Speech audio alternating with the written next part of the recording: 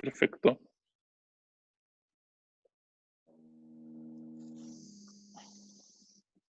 Carlos, ¿tú quieres grabar también?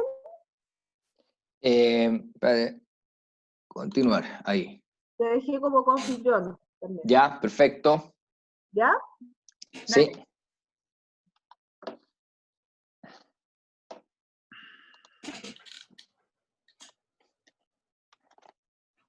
Un minuto que voy a silenciar aquí los micrófonos y voy a dejar abierto el de Eduardo, José María y Roberto. Tú me das la señal, Lore, para partir. Son 9:35, 4 minutos, en el fondo, que se demora en caer más o menos las personas. Ahí está.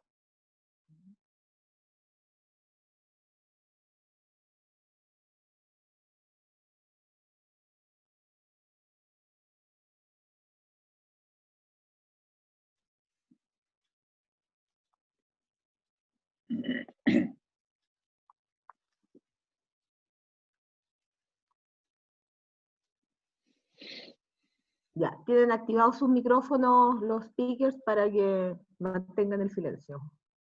Ahora sí.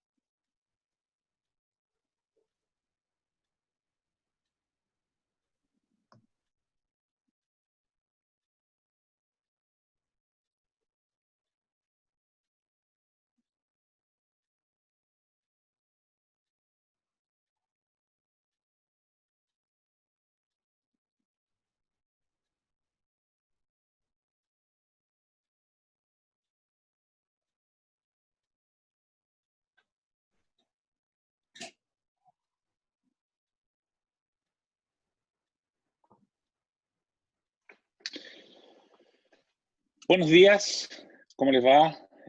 Bienvenidos en este día miércoles 22 de julio en Santiago de Chile, una mañana fría, en Madrid, España, una tarde calurosa, y es la ocasión para celebrar estos 10 años de la Cátedra Ampuero con esta conferencia, este conversatorio que se ha denominado Populismo, Democracia Liberal y Revolución Digital, que une a la Universidad Finisterra, a la Cátedra Ampuero y a El Líbero, con todas las personas a quienes les damos la bienvenida en esta mañana. Hacemos un especial saludo al rector de la Universidad Finisterra, Cristian Nasser, que está con nosotros esta mañana, junto, por supuesto, a las dos personas que van a encabezar este conversatorio, que lo van a protagonizar: Roberto Ampuero, embajador de Chile en España, director de la Cátedra Ampuero de la Universidad Finisterre, que este año celebra una década de existencia. Ha sido ministro de Relaciones Exteriores, ministro de Cultura y embajador de Chile en México. En el ámbito literario se ha destacado por sus numerosas publicaciones que abarcan diversos géneros. También ha tenido una reconocida trayectoria académica en universidades chilenas y extranjeras. Y el invitado especial de esta mañana es José María Lasalle, nacido en Santander, España. José María es exdiputado del PP, del Partido Popular, exsecretario de Estado de la Información y Agenda Digital, y también fue secretario de Estado de Cultura de España en el gobierno de Mariano Rajoy. Él es autor de varios libros, el último es Ciberleviatán, también es autor de Contra el Populismo, cartografía de un totalitarismo postmoderno, y de Liberales, compromiso cívico con la virtud, cuyas portadas pudimos ver hace unos segundos, entre otras publicaciones. Actualmente, José María es director del Foro de Humanismo Tecnológico de ESADE, Senior Advisor del Observatorio Prehispánico del London School of Economics y columnista del diario La Vanguardia, entre otros medios. Bienvenidos y yo le cedo la palabra a nuestro anfitrión, el embajador Roberto Ampuero. Bueno, muy buenos días a todos. Saludo especialmente al rector de la Universidad Finisterre, el señor Cristian Nasser. Saludo también muy especialmente a Eduardo Sepúlveda, director del Líbero. Y le doy una bienvenida muy especial a José María Lasalle. Para uno como embajador, lo importante es acercar a los países. Yo creo que José María Lasalle es un pensador, ya lo ha presentado, ¿verdad, Eduardo? Es un pensador cuya voz debemos conocer de más cerca en Chile. Quiero decir que me alegra mucho poder haber invitado y que haya aceptado José María esta invitación. Quiero decir también que lo conocí a José María en un encuentro de ministros de Cultura iberoamericanos y aprecio enormemente su calidad intelectual, su nivel académico, el hecho de que sea un gran autor de libros, de pensamiento, análisis también político-cultural y al mismo tiempo un columnista. Es un liberal además de pensamiento muy original, una voz muy, yo diría, única. Y lo sigo cada semana en sus comentarios en Radio Nacional de España, donde siempre ha mostrado una visión muy aguda de lo que es la política en España y siempre con una mirada muy mesurada y también de alto vuelo. Y realmente me alegra enormemente que esté hoy con nosotros. Ahora vamos a pasar al tema propiamente tal. Y quiero referirme a quisiera conversar y hacerle algunas preguntas con respecto al libro que se acaba de mencionar, que es el Ciberleviatán, y que tiene un título o un subtítulo inquietante: El colapso de la democracia liberal frente a la revolución digital.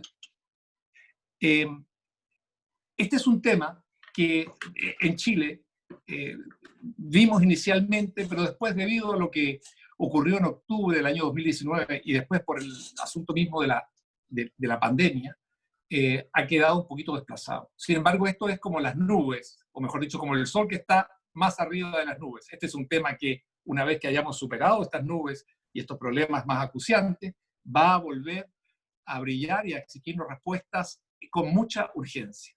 Y yo quisiera preguntar a José María lo siguiente.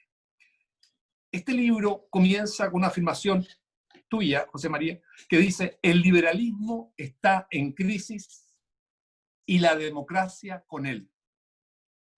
Y esta es una afirmación muy contundente y al mismo tiempo una afirmación que relaciona estas dos crisis con la revolución digital, entre otros factores. Mi pregunta va en el sentido, y permíteme ser un poquito el abogado del diablo: ¿no es acaso precisamente la tecnología, no es precisamente la revolución tecnológica, la inteligencia artificial, todo lo que es lo digital, un gran plus, una gran ayuda para el desarrollo de la democracia liberal? Bueno, pues muchísimas gracias, Roberto, por tu amable invitación y por tus palabras de presentación. Gracias, Eduardo, también por tus palabras, y gracias al rector por acogernos, dándonos cobertura a través de la Cátedra Ampuero de la Universidad Finisterre. Así que muchísimas gracias a todos y paso ya a responderte, Roberto. Vamos a ver, la tecnología tiene que ser una herramienta que ayude a la humanidad a seguir progresando. Es un elemento fundamental del progreso y de los cambios culturales que a nivel estructural están modificando la vida en el planeta. Sin embargo, la revolución digital se ha producido en un contexto de un siglo profundamente antiliberal como es el siglo XXI. Es un siglo que ha ido naciendo con una serie de crisis después de lograr prácticamente una especie de hegemonía política, hegemonía cultural, hegemonía económica tras la caída del muro de Berlín y la hegemonización del discurso liberal como un discurso dominante que legitimaba y fundamentaba la estructura y el funcionamiento institucional de la democracia liberal en todo el mundo, pero que, como digo, sobre todo a partir del comienzo del siglo XXI, se ha visto sacudida por una serie de tensiones que han afectado a su arquitectura económica, a su arquitectura política, a su arquitectura social. Una fue la crisis de seguridad del año 2001, que puso en cuestión la capacidad que tenía la democracia liberal para convertirse realmente en un discurso global que fuese aceptado por todas las civilizaciones, y eso implicó un choque cultural que estaba latente, que era real, pero que la modernidad y el triunfo de la modernidad alcanzado en el año 1989, como bien vio Fukuyama con El fin de la historia, de pronto se veía en tensión y cuestionada. El año 2008 implicó la revolución económica que socavó los cimientos de la prosperidad y que coincidió con el arranque de la revolución digital a través de las herramientas más inmediatas de cambio que la revolución digital acompañaba, que era sobre todo la aparición de dispositivos inteligentes que podíamos llevar en el bolsillo, con toda la revolución social que eso ha supuesto. Y a partir de ahí, una economía digital basada en aplicaciones, en contenidos, una economía de plataformas que ha ido desarrollando unos procesos de automatización de la economía que están desembocando de la mano de la inteligencia artificial y de la robotización o del vehículo autónomo y tantos otros instrumentos que están de alguna manera sustentando los cambios económicos que, como digo, arrancan del 2007, 2008, que coinciden con el inicio de la crisis económica, aunque no tienen nada que ver, pero que el colapso de la economía analógica en sus estructuras tradicionales se ha visto impulsado por la emergencia creciente de una economía digital asentada sobre los rasgos de la revolución digital. Y esa prosperidad que ha implicado, entre otras cosas, una parte muy importante de la efervescencia populista que a derecha e izquierda ha ido sacudiendo y convulsionando la política institucional de las democracias liberales y que tienen que ver fundamentalmente con el colapso de la clase media, de una clase media que ha perdido poder adquisitivo, que ha perdido estatus, que ha perdido capacidad de ser cómplice y aliada de la democracia liberal, en un proceso parecido al que acompañó el periodo de entreguerras en Europa y que alimentó el fenómeno del fascismo y del comunismo. Y todo eso ha dado pie al desarrollo de una serie de situaciones que tienen que ver con el populismo, que han desestructurado y desestabilizado muy importantemente a la democracia liberal, y ahora estamos viviendo la tercera sacudida que tiene que ver con la pandemia y, por tanto, con una crisis que afecta directamente a la mentalidad, porque ha introducido el miedo otra vez en la experiencia cotidiana de la gente. Es decir, el miedo que fue desactivado por el liberalismo a través de todo un esfuerzo revolucionario desde la Revolución Inglesa hasta la Revolución Francesa durante todo un siglo, que desarrolló toda una estrategia que construyó la modernidad y la modernidad política para desactivar el miedo y, como vio Kant, atribuirle al hombre la confianza de que podía ser mayor de edad y, por tanto, liberarse de una minoría autoculpable que limitaba su capacidad para gestionar y vivir una experiencia del mundo desde sí mismo, está ahora mismo en cuestión. El miedo vuelve a ser una categoría cotidiana, es una realidad que afecta a nuestra capacidad de actuar, a nuestra capacidad de pensar.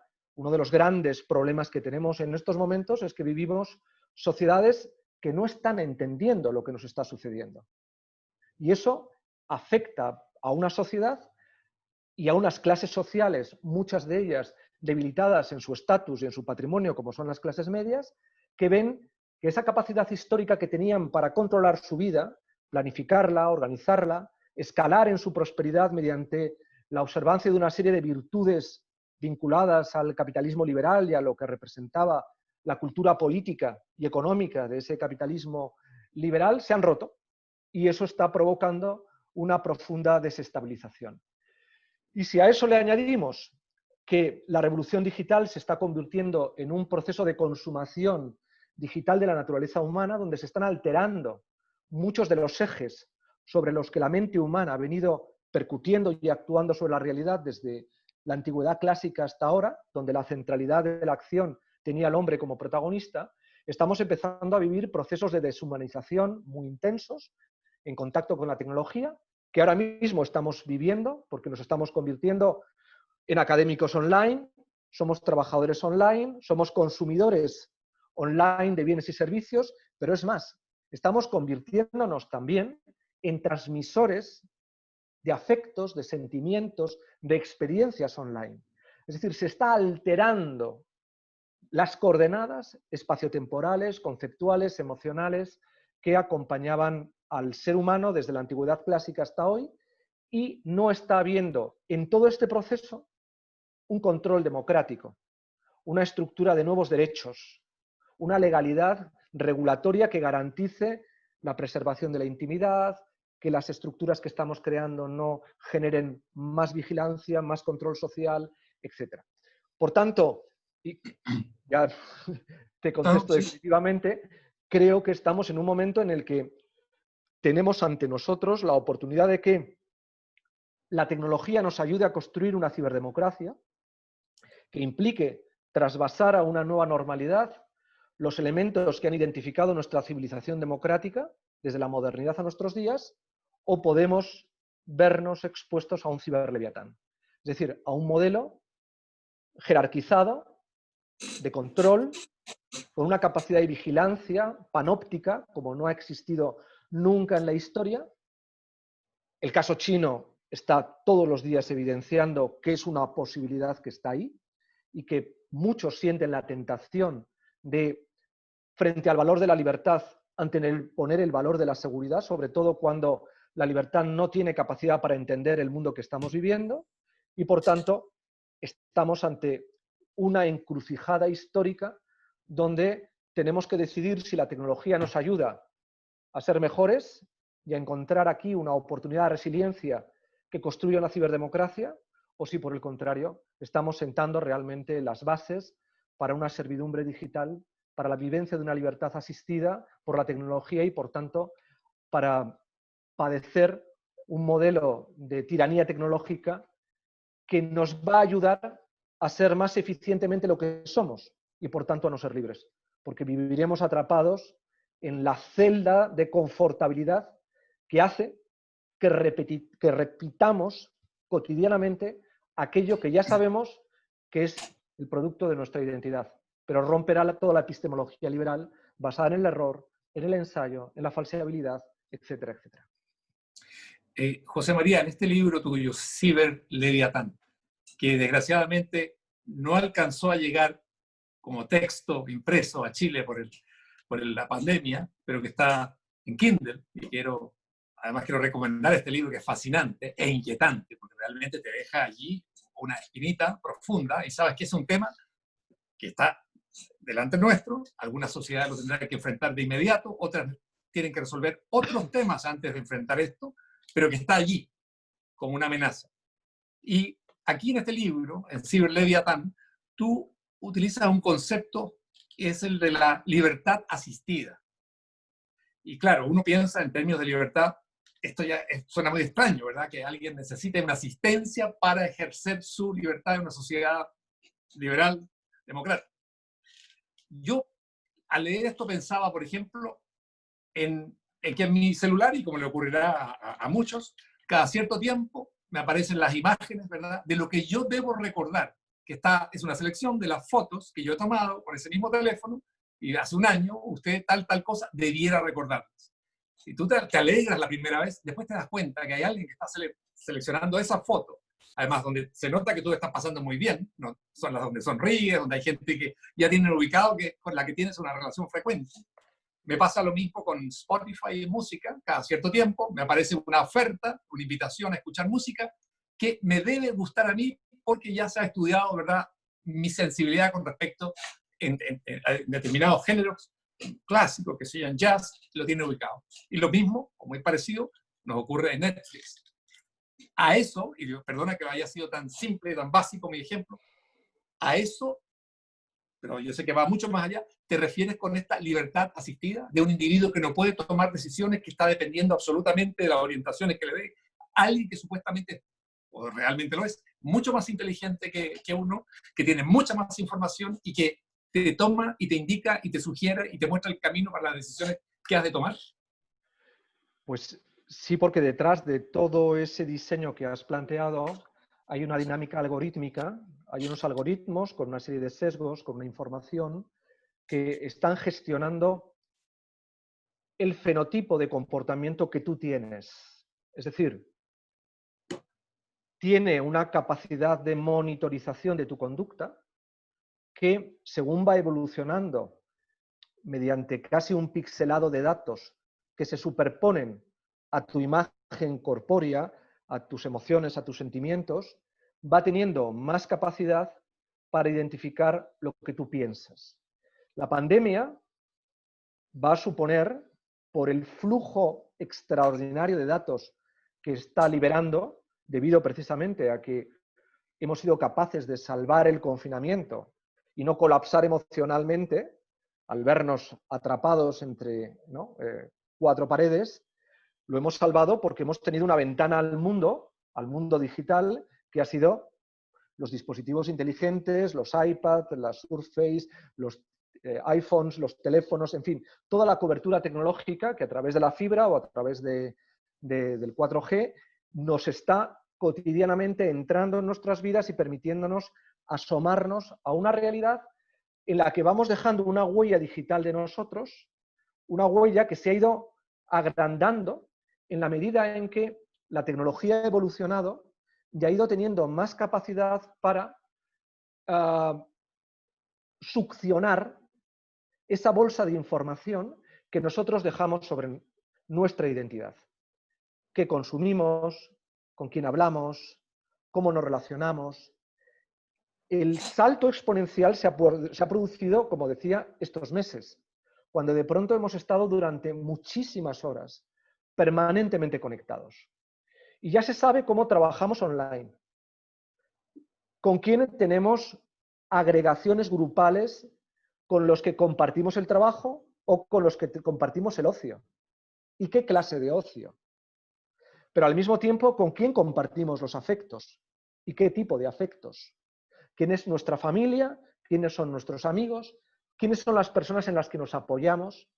Y de todo eso va dejando la pantalla una huella sensible que se almacena, se registra en la red, en las plataformas que gestionan las aplicaciones que, por ejemplo, estamos utilizando ahora, o los contenidos que consumimos y que has descrito antes a través de Netflix, y a través de Amazon y tantas otras plataformas de logística o de suministros de bienes y servicios.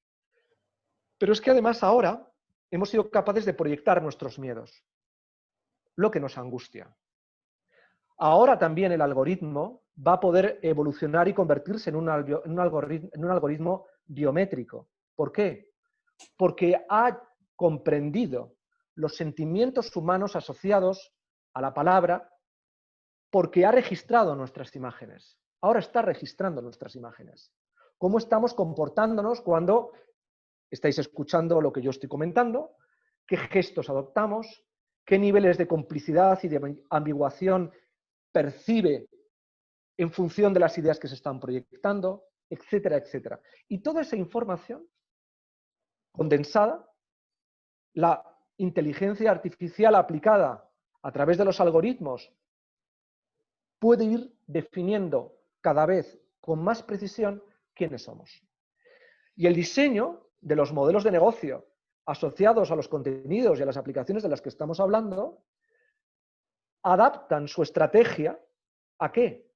A hacernos más eficientemente nosotros, a ayudarnos, a asistirnos en lo que ya somos, a negarnos el derecho a equivocarnos, a negarnos a no perder el tiempo ineficientemente en equivocarnos cuando a lo mejor no queremos estar viendo las películas que nos están suministrando a través de una determinada plataforma, sino salir de esa burbuja de confort y que está asociada a un tiempo real que busca un consumo eficiente del tiempo para liberarnos en una lógica multitasking y poder hacer otras muchas cosas al mismo tiempo, el concepto de trabajo aquí está siendo modificado porque está confundiéndose con el ocio también. Y toda esa realidad es la realidad que trato de explicar a través de la libertad asistida. Porque a lo que vamos es a que dentro de poco, a no muy tardar, en 3 o 4 años, los asistentes que ya tenemos, Siri, Alexa y tantos otros, cuando entremos en contacto con la pantalla con la que nos comuniquemos con Internet, la pantalla nos ayudará más eficientemente a aguantarnos a nosotros mismos cuando estamos entristecidos, a fomentar nuestra alegría y nuestra euforia cuando estemos alegres, y nos sugerirán la música o incluso nos la compondrán. Porque ya hay capacidad para ir sustituyendo a la música registrada, todavía al cine no, a la imagen, pero muchas cosas, pero sí con artículos ya, que pueden adaptarse a lo que nosotros queremos leer en un determinado momento en forma de bot, y eso hace que la libertad sea cada vez más una libertad asistida. Sí. José María, me interesa ahora, permíteme una pregunta que tiene que ver con, digámoslo así, la geografía de esto. Además, como autor de varias novelas de detectives, la pregunta es, ¿quién? ¿Dónde? Y en ese sentido mi pregunta es, ¿dónde está ubicado esto? ¿Dónde está ubicado esa fuerza, esa inteligencia que la maneja, que lleva este control? Y por otra parte, muy vinculado con eso, mi pregunta es, esto es un reto tremendo, bueno, para la sociedad en su conjunto, pero en específico para los políticos. Y hablando de políticos en el mundo, ya sabemos que están muy cuestionados y que implica para abordar estos temas una alta capacitación, conocimiento, madurez. ¿Cómo lo maneja la sociedad democrática, la democracia liberal? ¿Cómo puede manejar esto? Salvarse de esto y volver a ser, digamos, plenamente humana, o en alguna medida humana.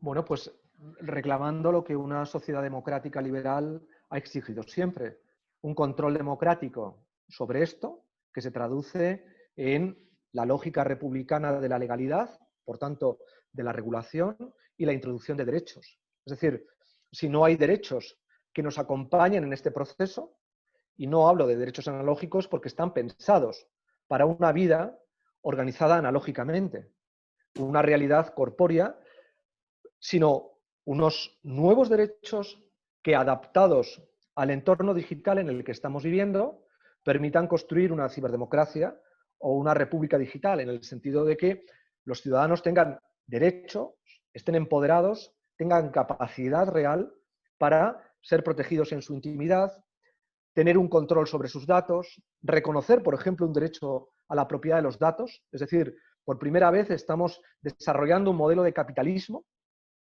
donde no hay un derecho de propiedad, porque la base, las commodities que están construyendo la cadena de valor que lleva finalmente a una aplicación o a un contenido, y los engarces algorítmicos que hacen posible eso, tienen un sustrato, una materia prima original, que son los datos, que nacen de mi privacidad, que nacen de mi intimidad, que nacen de mi identidad, que están profundamente vinculados a mi identidad más personal, y esa realidad es una realidad que no está regulada en términos de propiedad. Muchos comienzan a reclamar un derecho de propiedad para poder considerar que los datos, y los datos que son míos, me permitan a mí tener una capacidad de negociación con quien los utiliza. Porque si no, el negocio, el precio, está en nuestra identidad. Estamos pagando un precio que tiene que ver con esa libertad asistida de la que hablamos. Es decir, estamos siendo objeto de un precio. Por primera vez hay una especie de semi-esclavitud digital que hace que nuestra intimidad esté siendo vulnerada y esté instalada cotidianamente en una fragilidad donde no hay ni ciberseguridad. La inmensa mayoría de nosotros no tenemos mecanismos conscientes de ciberseguridad.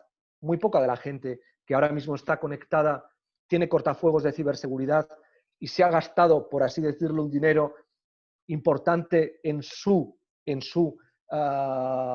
en su cobertura de seguridad para evitar que podamos ser hackeados mucho más allá del hackeo que en un determinado momento podamos experimentar. Pero a lo que voy, hace falta derechos digitales que permitan un empoderamiento cívico, que al ciudadano le permita dominar, controlar su privacidad, su intimidad y cómo se proyecta en su identidad en este nuevo entorno que es el mundo digital.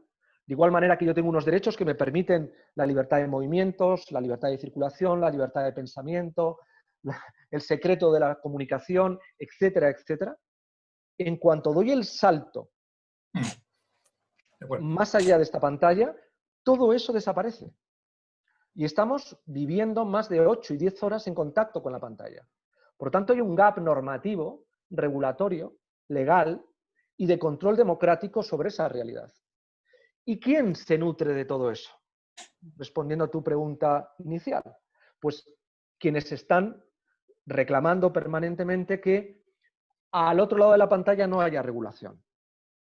Es decir, básicamente las grandes corporaciones tecnológicas que han conseguido en muy poco tiempo, gracias al manejo de los datos, a una neutralidad que ha impedido cualquier tipo de regulación, hacer posible que en estos momentos tengan niveles de capitalización que superan a los presupuestos de grandes estados del mundo y que además tienen una capacidad de información y un poder efectivo real que incluso lesiona algo tan fundamental como es el derecho a la competencia, que es otro elemento básico sobre el que se sostiene una economía de mercado. No se aplica al ámbito de esas grandes corporaciones la legislación anticolusoria de lucha contra los monopolios, que ha sido una exigencia fundamental, que está en el origen mismo de la civilización liberal y que, sin embargo, hoy campa por sus fueros sin ningún tipo de control ni gobernanza. Es fascinante lo que planteas, José María, muy convincente además. Tengo muchas preguntas, pero voy a hacer una más y le aviso a Eduardo para que abra también la mesa para aquellas personas que están siguiéndonos y quieran plantear alguna consulta. Y mi próxima pregunta, José María, es ver este desarrollo que tú estás viendo, que es un desarrollo todavía abierto en términos de su, diría yo, definición final. Es algo por lo que puede ir en un sentido o en otro, va a depender de la actitud de la ciudadanía, de las personas en cada país, la decisión. ¿Cómo se va a desarrollar esto? Por un lado, en sociedades donde persiste las características de una democracia liberal y al mismo tiempo este desarrollo dentro de regímenes autoritarios o dictatoriales. Porque, pensándolo bien, cuando tú ves hoy la cantidad de información que se registra y se recolecta de tantos ciudadanos al mismo tiempo, eso era el sueño de la Stasi, pero como sueño era imposible también. O para la Securitate de Ceausescu, ¿no? Eso era algo inimaginable. Hoy una sociedad democrática es capaz de capturar mucha más información, de manejarla, tenerla en distintas instancias dentro de esa sociedad, que cualquier otro un régimen dictatorial que haya existido en la historia. ¿Cómo operan entonces estos dos sistemas que están en competencia, ¿verdad? Uno democrático con controles, el otro probablemente aprovechando precisamente esta tecnología, estos recursos. ¿Cómo ves el desarrollo en ese sentido? Bueno, ya estamos viviendo en lo que yo he definido con cierta provocación en la prensa la Cuarta Guerra Mundial. Es decir, la Tercera Guerra Mundial vamos a aceptar que fue la Guerra Fría y la Cuarta Guerra Mundial es una guerra tecnológica que están librando Estados Unidos y China. Es verdad que yo creo que Europa y América Latina tendrían la capacidad para articular el papel de un tercer actor global con capacidad fundamentalmente legal, civilizatoria, democrática, para construir a partir de su teoría de los derechos, de su preocupación histórica por la legalidad, la generación de una estructura de garantías normativas, la búsqueda de equilibrios de justicia entre la libertad y la igualdad, la construcción, por tanto, de un modelo de democracia liberal con una fuerte base social que evita, de alguna manera, las desigualdades que también se están produciendo ahora mismo alrededor de la brecha digital, que son desigualdades extraordinariamente abruptas y que van a generar probablemente tensiones mucho mayores de las que suponemos. Ya no solamente porque no todo el mundo tenga acceso a fibra en su casa, sino porque no todo el mundo tiene las mismas habilidades digitales para poder entender y gestionar esto sin colapsar y tratando de obtener todas las rentabilidades eficientes que están asociadas al tiempo que dedicamos en el uso de las herramientas digitales, ¿no? Desde el trabajo online hasta la capacidad para comunicarnos con las personas queridas. Es decir, está claro que la tecnología concebida en los términos en los que hasta el momento la estamos viviendo, está reforzando extraordinariamente a los poderes autoritarios. La tensión que se está viviendo en Hong Kong es la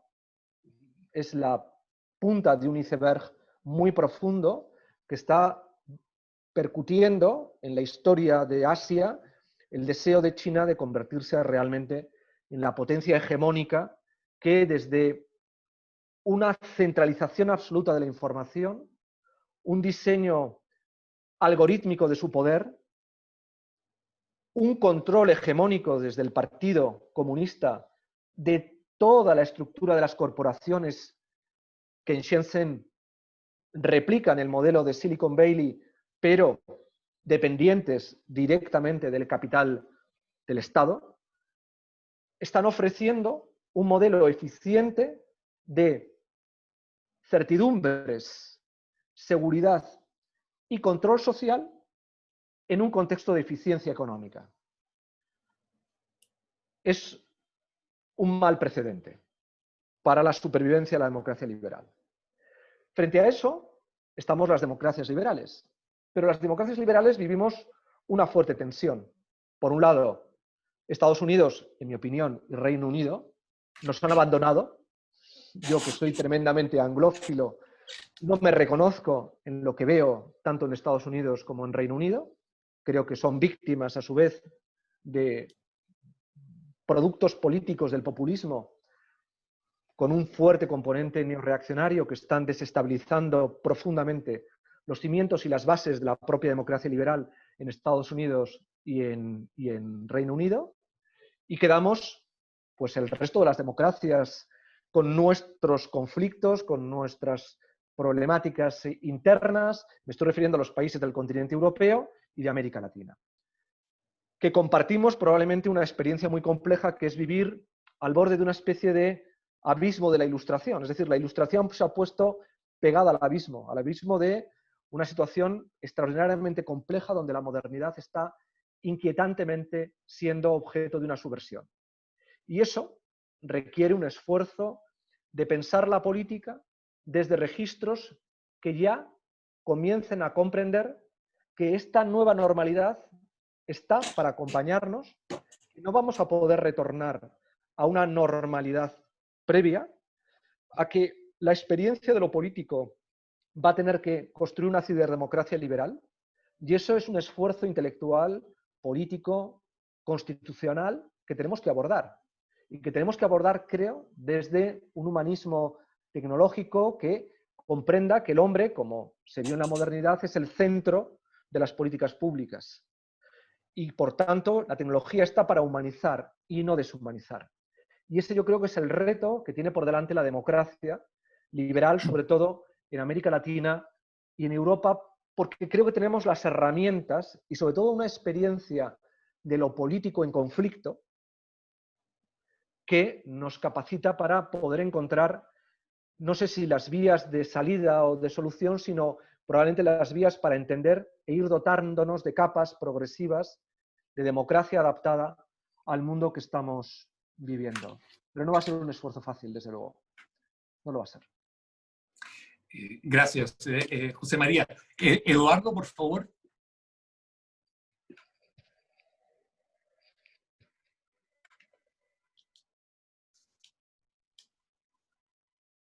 ¿No está Eduardo ahí? No, no. Ahí sí, ahí está con problema con el micrófono. Sí, muy interesante, los felicito a ambos por las preguntas y por la reflexión. La verdad es que estamos muy entretenidos todos los que estamos observando este diálogo. Y yo quería hacer una pregunta inicial, aprovechando que dirijo un medio de comunicación que se llama El Líbero, ¿no? Y que es digital y que se llama El Líbero por la libertad, ¿no? Como una especie de homenaje a la libertad. Y por tanto, viene todo el caso de este encuentro que tenemos, la existencia de este medio nuestro en Chile, que es un medio joven y que es un medio que está aquí, ¿no? Por supuesto, como fan de la democracia liberal. Pero nosotros nos hemos dado cuenta que los medios de comunicación tradicionales no han escapado a esta crisis que se ha descrito.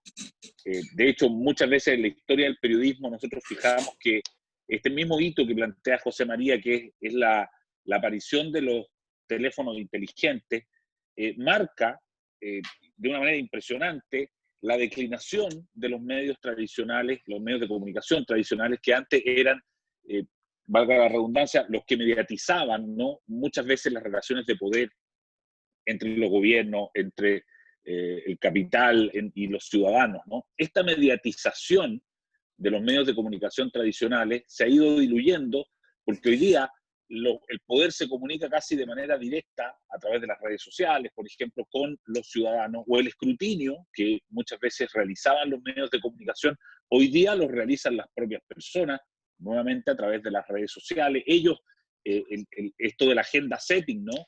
Que antes los medios de comunicación se les responsabilizaba de que ellos eran los que fijaban la agenda de la discusión pública. Hoy día nuevamente un grupo de personas organizadas en Twitter son capaces de intervenir en la agenda.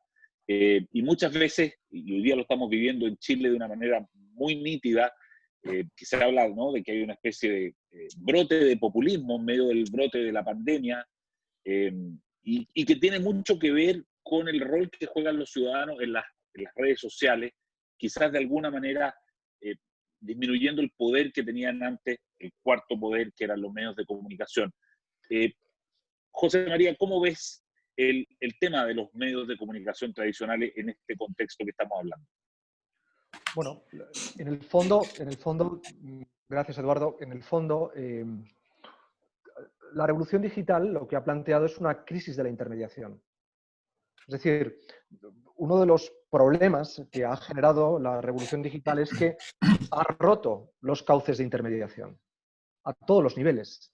También en el ámbito de la gestión de lo que conocíamos como los medios que ayudaban a construir una opinión pública. Es decir, uno de los soportes de la democracia de masas es la existencia de una opinión pública informada. Ahí los medios de comunicación tenían un rol muy importante, como lo tenía la academia, el mundo universitario, el mundo profesional. Esa intermediación que implicaba una jerarquía epistémica, que era un elemento básico de la teoría del conocimiento sobre la que se articula también la democracia, como un marco de opinión, se ha roto. Y se ha roto porque ha desaparecido la intermediación. Es decir, ahora mismo hay capacidad para transversalmente acceder al conocimiento sin intermediación, lo cual es muy peligroso. Lo cual es peligroso, como se pone de manifiesto, de la mano de los populismos o de las redes sociales, donde ha ido apareciendo un fenómeno de ciberpopulismo que genera bucles autorreferenciales donde pues, la gente comienza a creer que la Tierra es plana, la gente cuestiona la capacidad farmacológica de las vacunas para combatir las enfermedades, la gente se organiza alrededor de burbujas de información para construir mecanismos de fake news que se propagan con una enorme viralidad por las redes y que pueden plantear situaciones de tensión social inesperadas que, gestionadas, como sabemos, por determinadas potencias que han hecho una apuesta clara por la ciberseguridad o por el ciberterrorismo, entre comillas. El caso de Rusia es paradigmático. Han hecho una inversión para convertirse, como digo yo, en el imperio gamberro. O sea, de igual manera que Corea del Norte es el Estado gamberro, Rusia ha decidido convertirse en el imperio gamberro y, por tanto, en primer lugar, tratar de obtener rentabilidades y externalidades económicas en su tensión sobre Europa o en Oriente Próximo, en todos los focos de conflicto, ya sea Libia, ya sea Siria, donde se abren ventanas a través de las cuales hay un flujo migratorio hacia Europa que puede ser gestionado desde la tecnología, propiciando flujos, detención de esos flujos. En fin, la crisis de la intermediación está facilitando en el periodismo, pero en otros muchísimos ámbitos, un fenómeno que es el fenómeno del populismo y que al final es reconocer que esos mecanismos epistémicos de la modernidad, de que el conocimiento se sostenía en una lógica de objetividad, de veracidad, de contrastabilidad, de acceso a esa información desde un sujeto cognitivo con capacidad racional para interpretar las experiencias, auxiliado y ayudado para ello de expertos con conocimiento especializado que contribuían a que realmente el conocimiento fuera una cadena de valor, se ha roto. Y esa ruptura es la que está propiciando el fenómeno del populismo. Y si además la clase media, como decía antes, es la gran consumidora de los contenidos que circulan a través de las redes sociales, por ejemplo Twitter, y es consumidora de unos contenidos desde una implosión emocional, donde se ven conspiraciones que explican por qué ha perdido su estatus, que justifican por qué se ven marginados, no tienen la capacidad de influencia política que tenían antes sobre los grandes partidos de masas, que también han desaparecido y han colapsado, pues el fenómeno del populismo va muy relacionado con lo que estaba señalando. Es decir, la crisis de los medios de comunicación es un fragmento en el que está percutiendo todas las tensiones de los conflictos que está generando la revolución digital. Gracias, José María. Tengo algunas preguntas de los asistentes. Una es, ¿podemos elegir quedar fuera de la tecnología liberal para mantenernos libres, digamos? ¿Podemos no ceder nuestros derechos a este leviatán? Esa una, y agrego inmediatamente otra. ¿Y qué pasa con el consumidor? ¿No se estará volviendo al concepto de aguja hipodérmica cuando se creía que la televisión impactaba directamente el pensamiento de las personas, digamos? ¿Qué pasa con la persona? Tú has hablado un poco de esta necesidad, ¿no? de un humanismo tecnológico, ¿no? Que yo creo que de alguna manera tiene que ver con eso, José María. Bueno, pues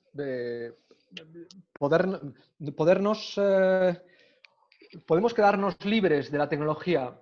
Bueno, pues es una decisión personal, es decir, es como cuando Thoreau decidió abandonar Boston y refugiarse en el interior de un bosque inmenso y eso alimentar su redacción de Walden, ¿no? Y podemos emboscarnos, ¿no? Roberto, que es un buen lector de Junger, podemos emboscarnos, podemos vivir la experiencia de una emboscadura. Yo creo que es muy compleja la posibilidad de liberarnos del abrazo tecnológico. Entre otras cosas porque, por desgracia, aunque uno de los derechos que habrá que reconocer, y de hecho está en los trabajos que en Europa se están haciendo sobre inteligencia artificial, sobre carta de derechos, etcétera, es el derecho a seguir siendo analógicos. Algo que especialmente tenemos que tener muy cuidado, grandes cuidados, en lo que tiene que ver con las personas mayores, en las que, por ejemplo, en Europa, donde una parte muy importante de la población desarraigada de los entornos urbanos en el campo son personas mayores, donde la prestación de los servicios públicos, etcétera, gira todo alrededor de experiencias analógicas, de consumo, de atención, pues hay que reconocer el derecho analógico a poder seguir viviendo en analógico. Por tanto, veo bastante complicada la posibilidad, fuera de esto, de liberarnos del abrazo del oso tecnológico. En cuanto a lo segundo, claro, precisamente el problema que tenemos en estos momentos es que estamos siendo tratados en contacto con la tecnología como consumidores digitales de contenidos y como usuarios de aplicaciones digitales. No estamos viviendo la experiencia que tenemos ahora como ciudadanos. Sí lo estamos haciendo nosotros ahora mismo. Las 160 personas que están participando. Sí lo estamos haciendo, ¿por qué? Porque lo hacemos en un contexto de emancipación crítica con la que estamos enfocando la experiencia que estamos compartiendo. Es decir, estamos analizando críticamente el proceso de información que estamos recibiendo y que estamos generando. Pero esto lo estamos haciendo nosotros. No lo hace un consumidor habitual que no se aproxime a una experiencia como esta específica. Y el riesgo es que el uso masivo de la información esté en manos de estructuras de conocimiento basadas en considerarnos no como personas digitales o ciudadanos digitales, es decir, personas protegidas en nuestra vulnerabilidad íntima y en nuestra privacidad legalmente, cuando estamos en contacto con esto, ciudadanos en la medida en que estamos comportándonos como nos comportamos, pero querríamos tener además todo un repertorio y una batería de derechos que además nos empoderara mucho más allá de lo que estamos haciendo ahora, pero es que la inmensa mayoría de la información que estamos generando la estamos generando estrictamente como consumidores y como usuarios de contenidos y de servicios. Y prácticamente no tenemos derechos ahí. Ni derechos de control económico. Me explico. Es decir, si a mí se me bloquea mi cuenta de Gmail y asociada a mi cuenta de Gmail tengo una parte muy importante de mi consumo de periódicos digital, mis pagos a través de comercio electrónico, mis servicios bancarios, etcétera, tengo un problema por haber olvidado sencillamente la clave. Me cuesta, Dios y ayuda, conseguir que Gmail me reconozca mi capacidad para recuperar el uso de esa cuenta. Es decir, algo que sería impensable en la legislación de derecho de consumidores, es decir, para consumir un yogur hay detrás un repertorio normativo extraordinario que me protege mi salud.